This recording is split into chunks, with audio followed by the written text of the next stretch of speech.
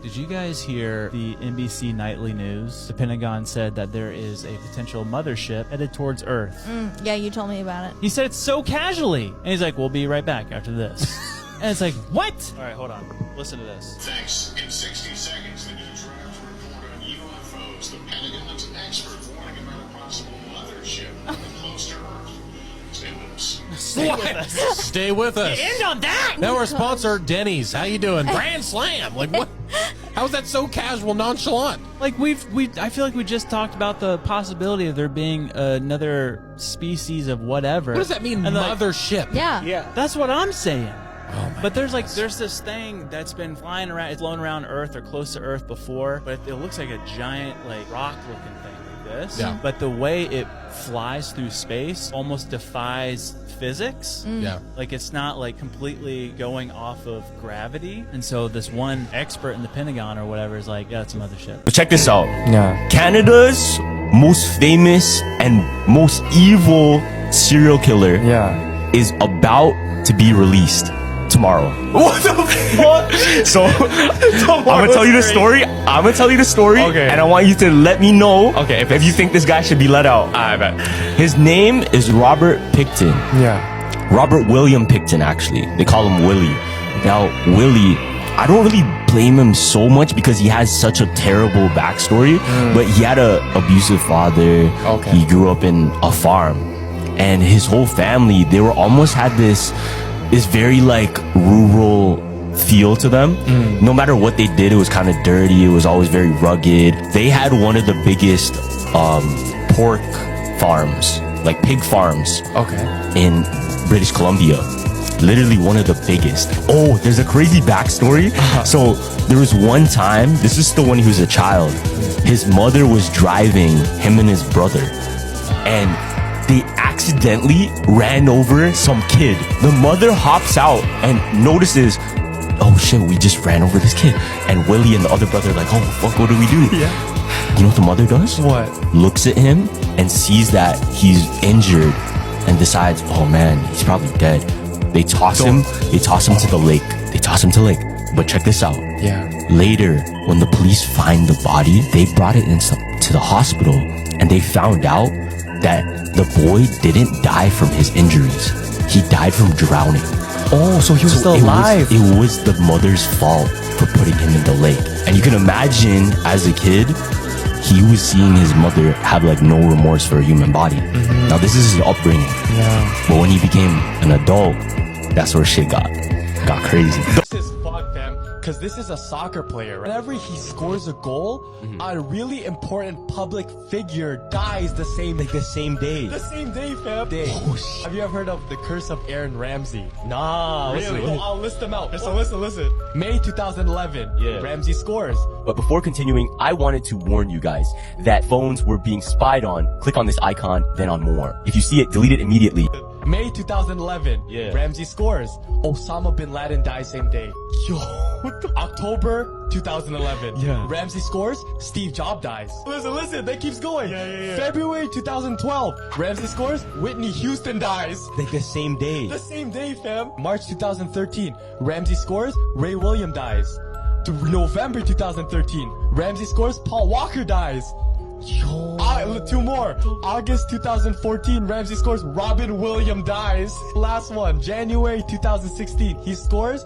David Bowie and Alan Rickman dies. Same day. Creepy facts that will disturb you. If you get a blood transfusion and get the wrong type of blood, one of the symptoms is a sense of impending doom. There's a jellyfish called the Urkanji jellyfish that can induce the same sensation of impending doom, along with some serious pain and likely hospitalization. It's only the size of a fingernail, although the tentacles are much longer, about 1 meter long. There's a genetic disease called fibrodysplasia ossificans progressiva. When tissue is damaged, it's replaced with bone. Growths form underneath their skin and their joints lock solid, so that over time those affected slowly become encased in a prison of bone just beneath their own skin. Your eyes have a separate immune system from the rest of your body. If they get damaged in such a way that it affects anything other than your eyes, your regular immune system can attack the damage and will not recognize them, meaning your own body can permanently blind you.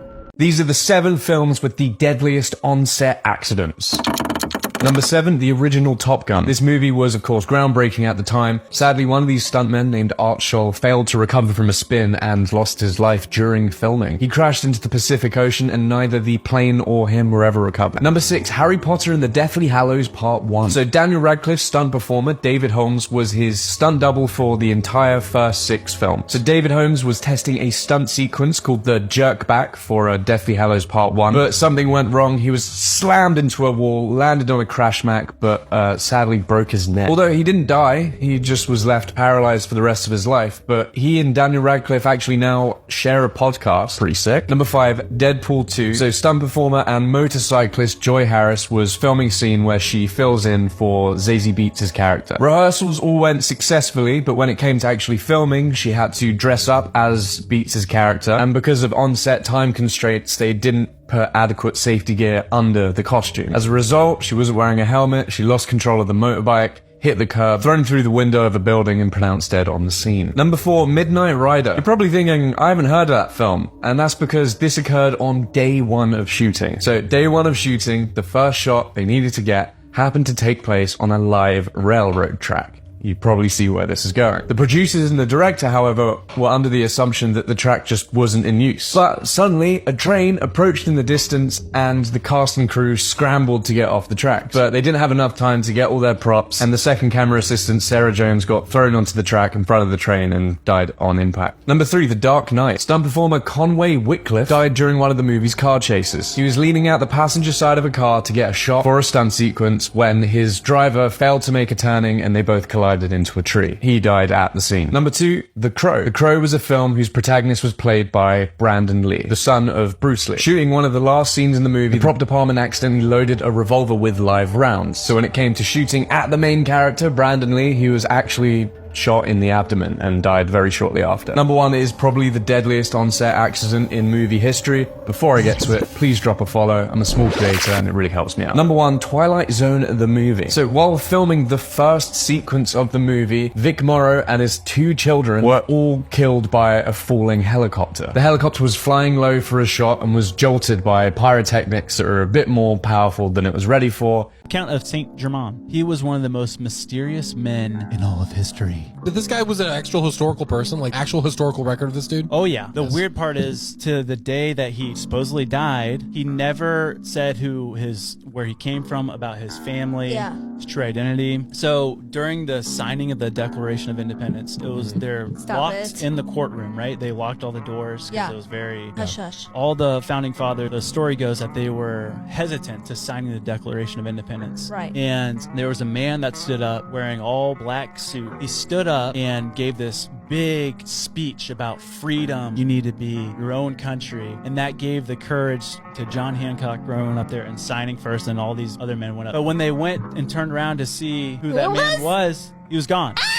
People in America that have met Saint Germain in Europe, they said that looked like Saint Germain. Oh my gosh. I've never heard of the story. How have I never heard of this? That's what I'm saying. Where did you hear about it? Because you obviously knew the name of it. I'm disappointed with Diana Gabaldon, or Of however what you're saying. she didn't do? He was portrayed as like this kind of evil guy, you know, which is like, it sounds like maybe that's what's happening here, but never like supernatural or spooky. Anunnaki, lizard people, and classified CIA documents. The prison planet theories got it all. In summary, humans aren't from Earth. We've been exiled here by another civilization for a pretty dark purpose. The infamous reptilian race that runs the world, but where'd this myth even come from? Listen to this. Hindu mythology had the Nagas, human-cobra hybrids. The Aztecs had a serpent-like god they called Quetzalcoatl. African shamans had stories of the Ninki Nanka, a race of reptilian beings. Hopi natives in North America have the Shetty, translates to snake brothers. Chinese, Japanese, and Korean legends have the Kappa. The Sumerians have the Anunnaki, a race of gods often depicted as reptiles who created humans as a slave race on Earth. Whatever these beings are, brought us here to harvest our resources and our souls. When ancient cultures around the world that had no contact among each other have the same story to tell, that's probably not a myth, it's history. Even whistleblower Bob Lazar claims classified government documents saying that we're a container.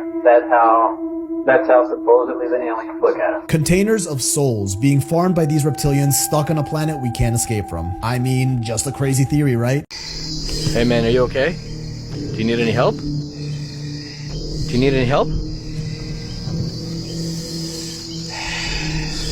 Hey, are you okay, man? Do you need any help? Hey, Coconut Man, are you okay? Left my stick over there. Hey, man, we can get your help if you need help. Shit. Go, Angelo, come on. Come on, let's get out of here. It's not worth it. It's not worth it. Come on, let's go. Come on, let's go. That's not even worth it. Bro, what the fuck? Oh, it's the second guy, Oh, no. Let's go, let's get the fuck out of here. Let's get the fuck out of here. This way. Oh, shit. Holy. Oh, shit. Sorry, guys. This video is done. The Lake Neos disaster. Imagine the scary feeling of you're in this tiny little village, right? You wake up and you walk outside and it's quiet. Everyone that used to be walking around, bustling around in the mornings, not there. Goes and knocked on the neighbor's door. No one's answering. Peeks in the house. People are dead. Whoa! This happened a long time ago. August 21st, 1986. This guy goes around and he's noticing a lot of people are missing. A lot of people are not where they should be. So they're going around. Police from other counties are heading over to the city. 1,700 people just mysteriously dead in this tiny town. All of the livestock dead. What? All because of a nearby lake. And it took them a while to find out why. Because this lake periodically belches a cloud of invisible carbon dioxide gas that suffocates everything within a 16-mile radius. Whoa! Literally my worst fear. And so all of these people died and their livestock, and people didn't know for months, I believe. Yo, that's wild. Yeah, super scary. There's a SpongeBob theory. You ever heard about the Squidward theory? The Squidward? No, I haven't. What is that? How he's actually deaf? Loki, I believe that because he shit at the Yeah, exactly. So there's a theory that Squidward is actually deaf. That's why he's so bad at the clarinet. Now check this out. In the bubble episode, you remember SpongeBob's bubble stand? Yeah. So during that episode, this was one of the first episodes ever in SpongeBob. Squidward was playing the clarinet beautifully. He was playing it amazing, right? It was only until SpongeBob blew a big bubble in his house, right? Okay. And remember how his house got lifted up into the sky? It did? Do you remember that? You don't remember that? Loki, I don't. So it was a huge bubble, lifted up Squidward's house into the sky. Yeah. Super high up. And then exploded. That explosion probably gave him hearing damage. And ever since that episode, Squidward has been shit. He's been shit at playing the clarinet. And then the following episodes to that, remember the box episode? Oh my where God, he was hearing noises from the box and he was like, damn, is that shit really happening? Yeah. That's probably because his hearing's fucked up and he's like, whoa, what's going on out there? A woman who was burned alive testified at her own murder trial. Judy Malinowski bravely addressed the camera after being burned alive by her ex-partner. She'd grown up in Ohio and had a happy childhood. She was a stunning beauty pageant contestant and was homecoming queen. Sadly, though, she was diagnosed with ovarian cancer, and after battling the illness and winning initially, she was told the cancer had returned. At this point, she was a mum to 2 young daughters, and she was really struggling. She had surgery to try and battle the illness, but she was in a lot of pain after a hysterectomy. She became addicted to opiates and eventually would move on to the substance H. It was at this point, when she was really vulnerable and sick, that she began dating Michael Slager. The pair had met online and she had no idea he had a criminal past. He'd been convicted of stalking, child endangerment and domestic assault. Now, Michael made life much worse for Judy. He would buy her substances and use these to control her. She tried going to rehab in 2015, but Michael liked how addiction made her easy to control. The couple became really toxic, and in one horrific incident, things would turn deadly. CCTV captured a shocking incident on the 2nd of August 2015. The pair got into an argument at a petrol station, and Judy threw a can of fizzy drink at Michael. He responded by throwing petrol all over her. He then went back to his car, grabbed a lighter, and set her on fire. She instantly went up in flames, and horrified onlookers scrambled to ring the police. Judy was rushed to hospital with third-degree burns covering 70% of her body. She became blind and lost her fingers and her ears. She battled on for 700 days, undergoing multiple surgeries. Eventually, though, she did succumb to her injuries. But brave and intelligent Judy recorded a video statement against her attacker. Just prior to her death, she documented what had happened and who was to blame. In order to do this, however, and to be obviously sober enough to testify in potentially a trial further on down the line, she had to be taken off all of her painkillers, so she was understandably in absolute agony to do this. She knew it would be worth it, though, to see her ex Michael be put behind bars for what he did to her. She stated, "I don't think words can describe what it feels like to have your whole body set on fire. I thought for sure I was dying. I just prayed to Jesus to please forgive me for my sins and to take care of my children, and that was it. I blacked out. I don't remember anything until I woke up in the hospital." One professional stated that he had never seen a trauma like that on a human body that was not deceased. Michael eventually pleaded guilty and was given life in prison. Look, it's a floater. There's so many. Put the camera down. Give me a second.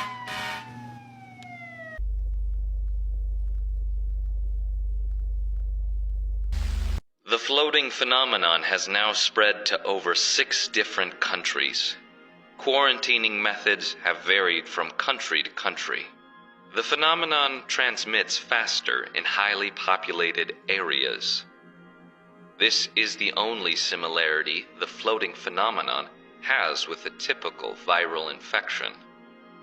Besides that, our research has yet to detect any actual bacterial, fungal, or viral contagion in effect.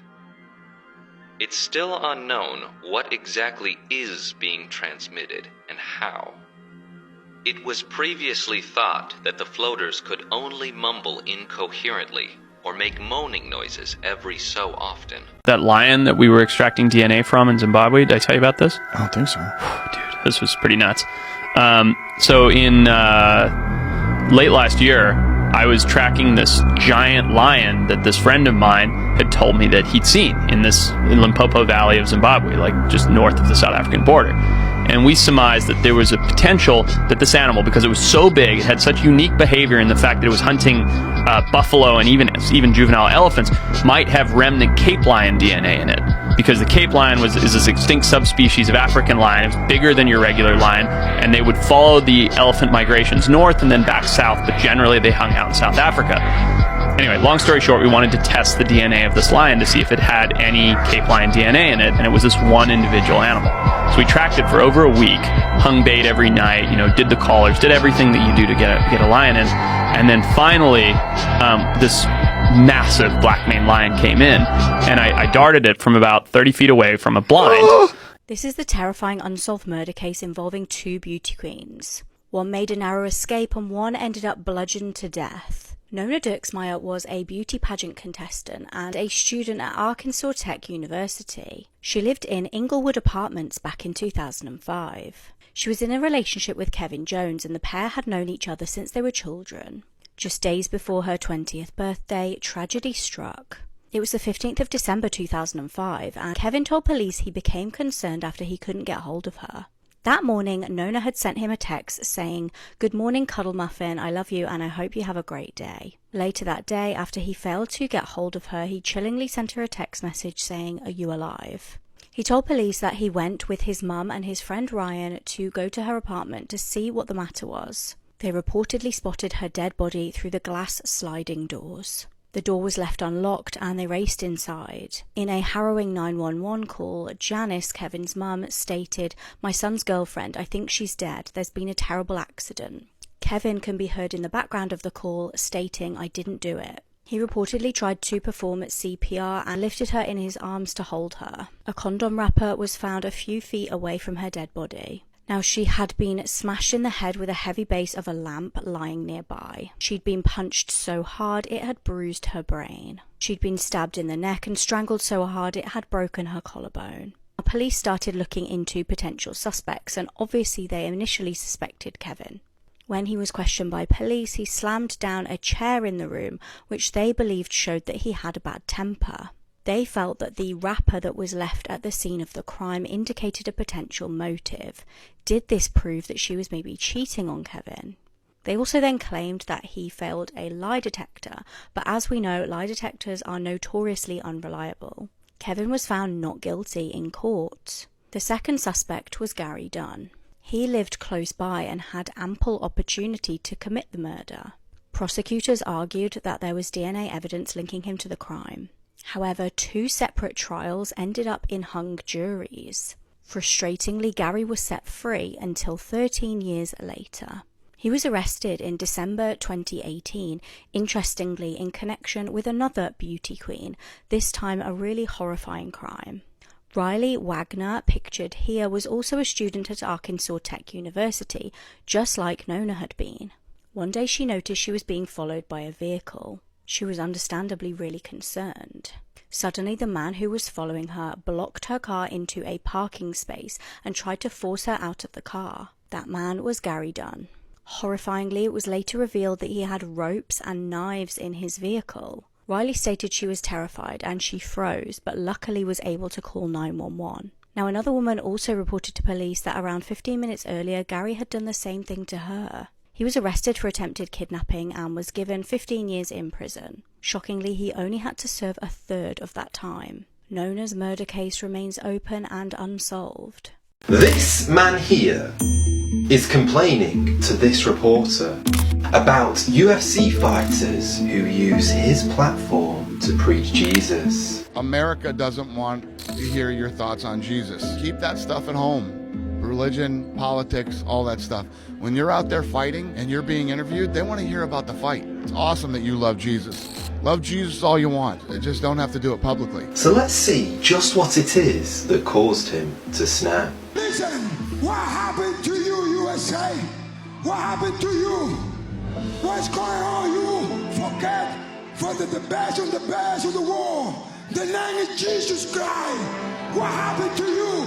Wake up, USA! However, this wasn't the only time Dana White would express his hatred for Christianity, especially after other UFC fighters would also say this. Yeah, first and foremost, I want to thank Jesus Christ, my Lord and Savior. Without him, I would be nothing. I want to thank my Lord and Savior, Jesus Christ. I just want to give thanks to Jesus Christ. Seattle, Key Arena. I can do all things through Christ who strengthens me. Can I get an amen? Let me tell you one more thing. This might be the most important thing you'll ever hear. There is true freedom. A freedom that no one can take from you in the name of Jesus Christ, the Son of God. Don't ever forget that. If you remember one thing I say, remember that. You said, I don't believe in God, the devil, ghosts, or any of that. Exactly. I don't like religion. I think religion is dangerous. All religion is dangerous. I think it's scary and it's dangerous, and I think it's all bad, and it should probably all go away. You can believe in whatever you want to believe in, life and the afterlife, but religion is dangerous. Mike Tyson also can't keep Jesus off his lips, except this time it's in a disrespectful way. Cause I was hoping to write that book. When I get in that book and stuff, I'm just gonna always remember that there's gonna be a chapter, Jesus reigns supreme. Jesus, oh, Jesus, Lord, Jesus. You completely had me. I thought you were sharing a religious epiphany. No, I'm just saying. But compare this to the man who beat him, Evander Holyfield. So let me tell you, that's one of the biggest surprises in boxing I ever had. Well, you know, I give glory to God, and for everybody to know that you can't choose against God. You can choose against me anytime, but when God involved, Jesus is alive, and he the credit for it, and I thank God. And why did you guarantee it with such assurance? Well, because, you know, when anytime somebody put God up there, my God's the only true God, and everything must bow to God. Well, you know, apart from that, apart from religion, because God is here, I hope for all of us. I hope it's just God. Let's get off that. Let's get on to boxing. How did you fight such a brilliant fight? Well, I'm led by the Spirit of God. And like I told everybody, whatever the Spirit lead me to do, that's what I would do. And it wasn't nothing that so much that I did. And everybody knew that I would wash up. But with God, I'm not washed up. Did you catch that? The interviewer tried to stop him from telling people about Jesus, But nothing would stop Evander, not even losing part of his ear forever. Watch him flip the whole thing around as an opportunity to speak about God. Senator Holyfield, one piece is missing of your reaction. Well, first of all, I had to give praise to the Lord. You know, Jesus, Lord, you know, he's still the champion. He still get the glory. Is that the act of a crazed man? Well, you know, the whole thing is that, you know, in the first one, you know, my corner, you know, told me to just keep cool. And I thought about that, you know, a distraction would happen, and his pops told me to, just breathe deep and just concentrate on Jesus. When the fight was over, at that time, I had already prayed and asked God what this is all about. He said, forgiven. And I was like, forgiven? We do need Holyfield a little later on, but right now, meet another boxer who was changed by Jesus Christ. A man who SA'd and impregnated a 14-year-old child has been ordered to be physically castrated. Glenn Sullivan Sr., pictured here, is a 54-year-old S offender from Springfield. He recently pleaded guilty to 4 counts of second-degree R. This was after repeated attacks on a 14-year-old child. During these attacks, he actually impregnated her. In a bid to evade justice, he then threatened her and her family if she spoke up. Police launched an investigation in July 2022 when the victim bravely came forward and told police of what had gone on. She explained to authorities the horrors that she'd gone through. It transpired that the 54-year-old groomed the girl and threatened her into staying quiet. Officers have applauded the young victim for coming forward and showing extreme bravery. Now, due to the fact that this man actually impregnated this girl, DNA evidence has been used to prove that he was the biological father. He will serve a 50-year prison sentence as part of a plea deal, but prosecutors have requested for him to be surgically castrated. The judge in this case has agreed to this, and the procedure will be carried out by the Louisiana Department of Corrections. No, what's your last name? What's your other last name? Yes, it's breaking news. Diddy adopted a white child. I want you to tell them the story about how I adopted you. But you still have beautiful parents but you're my child also. But please tell the story. So, I was on the streets, and then Papa Combs decided that he would like to be a caring man.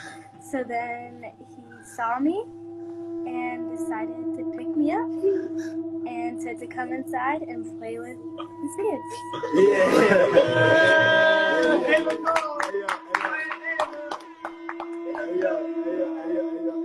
That's like a little bit like borderline suspect. I don't want nobody. We want to get it clear. I adopted you like Madonna adopted kids, and everybody else adopted kids. Charlize Theron, everybody that's ever adopted Sandra Bullock. I adopted you because I felt that you could, enjoy also having a black parent to take care of you and help you out. So, just clarify it, because it's crazy out here online. So play with the kids, and I got permission from your mother, and say all of that. Just make it, because it's crazy out here. Well, I met Jesse and Delilah when I was 6 months old. 6 months. And then we basically are sisters, all 4 of us. So. 6 months is crazy. I always come over. Yeah. And it's Ava Brioni Combs. Come on. The Department of Homeland Security conducting a raid at a house in Holmby Field Hills, believed to be connected to Sean Combs, perhaps being linked to a sex trafficking investigation. Yeah, tell them stop bringing all the minors over here late at night. I live right next to him. He do too much. It be like buses, like big ass buses. You just see all type of shit hop out. Especially at nighttime, like around 3 o'clock in the morning, it gets wild.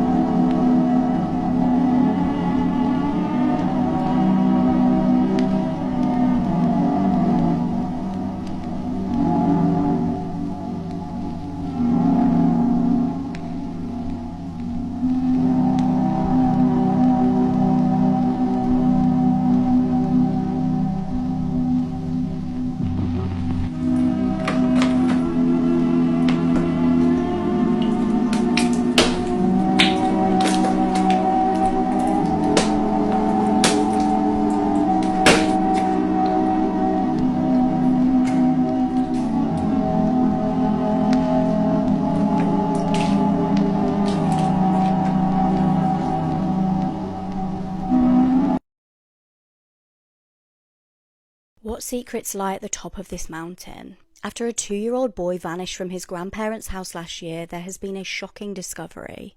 2-year-old Emile Soleil disappeared from his grandparents' house in July 2023. He'd been staying at their holiday home in Haute-Venette, which is a very small community close to a mountain range in France. He was last seen by a neighbour wearing a yellow t-shirt and white shorts, walking in the street on Saturday the 8th of July. He was never seen alive again.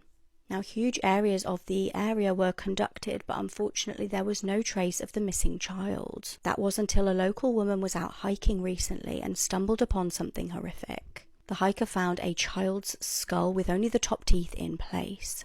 Now, she knew if she left the skull there, she may never find it again due to changing weather conditions. She collected the remains and took them immediately to police. The skull was identified as the missing boy via DNA. Sniffer dogs, police and firemen went to the scene to try and find more evidence. They managed to recover the child's missing clothing. Authorities state there would have been no way for that child to get up that mountain of his own accord.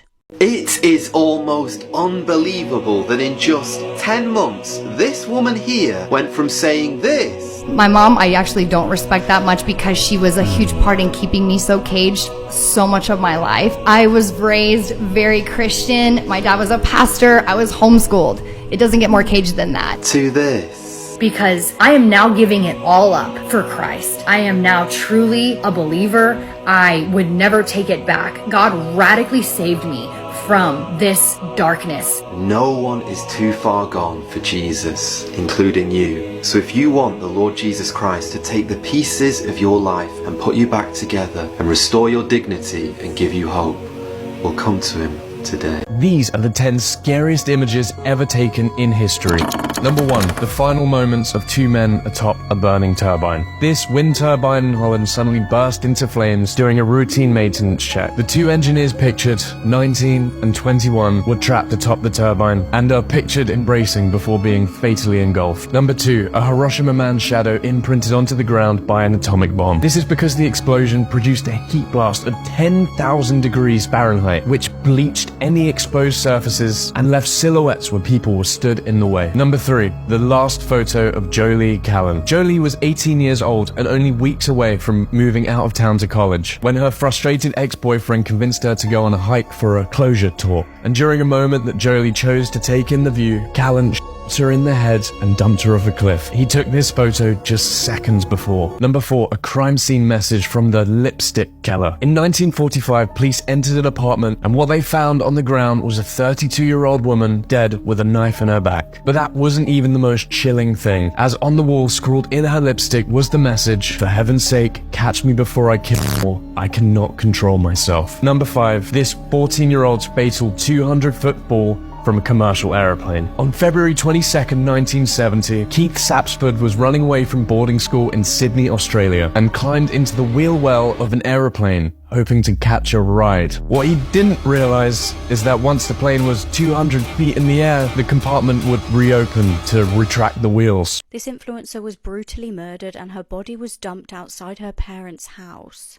Deborah Michaels was a 30-year-old fitness influencer and personal trainer from Brazil. She had thousands of followers on Instagram and inspired other women by her bodybuilding videos and images. She had many fans eagerly awaiting her next fitness update. Deborah, known as Debbie to friends and family, was married for 10 years to Alexander Gunch.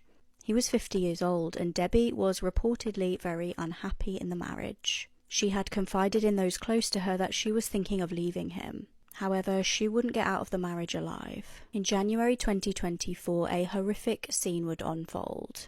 Debbie's lifeless body was discovered outside her parents' house in Rio Grande do Sul. Alexander was captured on harrowing CCTV footage dumping her body there. Police hunted him down and he made a sickening confession. He told them that they had gotten into a furious argument and he'd attacked her. He said he lifted her by her neck and launched her into a wardrobe. He claimed that she was still alive when he put her into the car and tried to drive her to a hospital. He said at some point throughout the journey he realised that she was deceased and he decided to go to her parents' house and leave her there. Debbie's family have spoken out and called the tragedy revolting. They understandably want justice for Debbie, and it's believed that Alexander will be charged with femicide. The scariest movie titled on TikTok called Incantation. Oh, I heard. You heard about this? Yeah. Now, it plays with this idea, this concept that, you know how you see those optical illusions where you can see a train moving one way, but if you really focus, it will move the other way? Yeah. And then there's another one with a Ferris wheel. If you focus on turning clockwise, but focus on the other side, it will turn counterclockwise. Now, in the movie, they say this process and this, I guess, manifestation of you changing the reality of it is how blessings work. Check this out. I don't want to spoil too much, but it deals a lot with rituals, curses. There's a lot of hauntings that happen in the movie, so you'll see the common conjurings and people getting possessed and stuff, right? But there was this one moment in the movie where this woman, she drives up. She's actually a YouTuber. Her and her boyfriend are YouTubers, and they drive up to this mountain in Asia. Now, where they set is actually, it's like this temple, and they worship this deity that's not necessarily the most safe. What happens, right? They disrespect the whole ritual. A masked intruder broke into the home of an 85-year-old woman, tied her up and threatened to kill her, so she decided to kill him instead. It was the 13th of March 2024. Christine Genian was asleep in bed. She was at her home in Idaho at 2 a.m. when the horrific incident occurred. Now, she shares her home with her disabled son, David. The elderly woman was horrified to wake to find a man dressed in a military jacket and a ski mask pointing a gun at her face. Now, it's believed that he actually struck her in the head, as blood was found later on her pillow. The intruder dragged her into the lounge and handcuffed her to a chair. He threatened her life if she didn't give him access to her valuables and forced her to tell him where the safes were. The man was 39-year-old Derek Condon. As he went down the stairs to locate valuables, the woman dragged herself on her chair to where she kept her gun. When he came back, she shot him. Now, he actually shot her back and she was wounded by this, but he ended up stumbling into the kitchen and dying from his injuries. The woman survived her gunshots and eventually managed to call police. Officers were able to confirm that the killing was in fact self-defense and found that physical evidence backed up her story. There was a smashed window where the intruder had broken in, and his car was outside with a screwdriver in it. It was deemed legally self-defense and justifiable homicide. Her case has been called one of the most heroic acts of self-preservation. She defended not only herself but also her disabled son. She showed amazing resilience in such a terrifying ordeal. SeaWorld just got caught hiding the last Mosasaurus. Recently, there have been rumors going around about the SeaWorld holding great white sharks, and maybe even the last Megalodon. However, someone just found something even more unexplainable. Robert Jones went to SeaWorld every single year. However, this year when he went, he realized he had lost his excitement as he had gone so many years in a row. So he decided he would try to sneak into their employee-only areas, as he heard rumors it was where they kept rare sea creatures. After about 20 minutes under the Orca show tank, he found a small room that said employees only, and he quickly opened the door and walked in before anyone caught him. He was surprised with what he saw. It was a hallway underwater with many different huge underwater tanks. As he walked through, he saw different creatures such as small sharks and stingrays. However, this still wasn't anything extraordinary until he walked to the end, and there was another door that read classified information, no one may enter. However, Robert had gone too far already and opened the door. When he walked in, his jaw dropped with what he saw. There was a Mosasaurus in a huge tank. This beast was at least 50 feet long and was looking straight at Robert. He immediately took out his phone and took a picture. If you want to see it, press on the share icon, then swipe sideways and press on more, then press on photos. Ooh. Hello? What? Go! Shit. Hurry up, he's coming! So Tom, how are you feeling then about tonight? You scared? For once, you're scared. I can tell, aren't you scared, aren't you?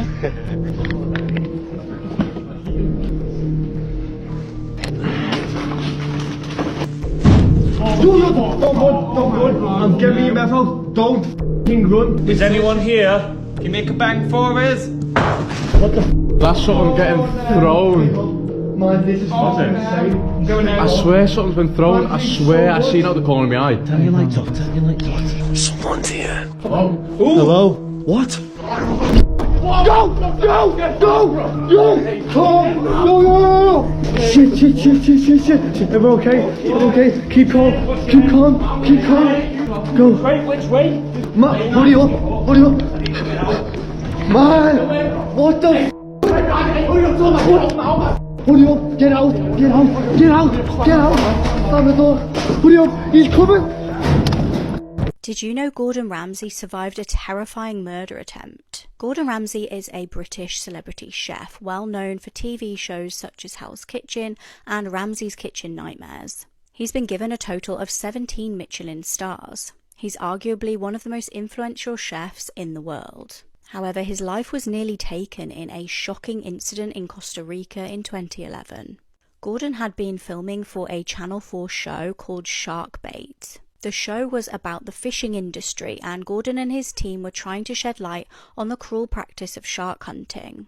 Smugglers would cut sharks' fins off and leave them to die, and needless to say, Gordon was really against this. In a terrifying ordeal during the filming of the program, Gordon and the crew were confronted by a gang involved in illegal substances. The gang poured a barrel of petrol all over Gordon and his team and threatened their life. They were then held at gunpoint and told that if they didn't stop filming, they would be killed. Local police showed up and advised Gordon and his crew to leave the country.